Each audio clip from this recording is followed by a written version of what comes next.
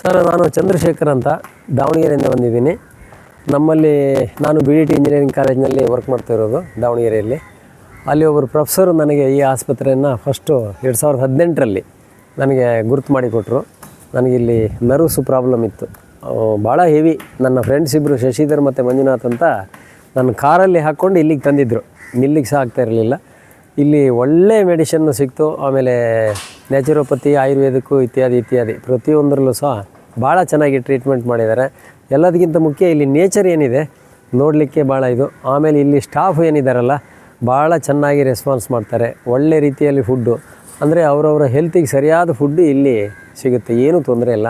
ಭಾಳಷ್ಟು ಚೆನ್ನಾಗಿದೆ, ಭಾಳನೇ ಚೆನ್ನಾಗಿದೆ. ನಾನು ಎಲ್ಲರಿಗೆ ಹೇಳೋದು ಹೇಗಪ್ಪ ಅಂತಂದರೆ, ಈಗ ಇದು 2ನೇ ಸಲ ನಾನು ಬರ್ತಾಯಿದ್ದು. ನನ್ನ ಮಿಸ್ಸಸ್ಸಿಗೆ ಸಹ ಕಾಲು ನೋವು ಅಂತಂದು ಕರ್ಕೊಂಬಂದಿದ್ದೀನಿ. ಒಂದು ವಾರದಲ್ಲೇ ಕಂಪ್ಲೀಟ್ ಕ್ಯೂರ್ ಆಯಿತು. ಭಾಳ ಕಡೆ ಅಲ್ಲಿ ಎಲ್ಲ ತೋರಿಸಿದ್ವಿ, ದಾವಣಗೆರೆ ಅಲ್ಲಿ ಇಲ್ಲಿ, ಏನೂ ಪ್ರಯೋಜನ ಆಗಲಿಲ್ಲ. ಹಾಗಾಗಿ ಇಲ್ಲಿಗೆ ಬಂದ ಮೇಲೆ ಈ ಒಂದು ವಾರದಲ್ಲೇ ಕಂಪ್ಲೀಟ್ ಕ್ಯೂರ್ ಆಗಿದ್ದಾರೆ. ನಾಳೆ ಅಥವಾ ನಾಡಿದ್ದು ಇಲ್ಲಿಂದ ಡಿಸ್ಚಾರ್ಜ್ ಮಾಡಿ ನಾವು ಹೋಗ್ತಾಯಿದ್ದೀವಿ.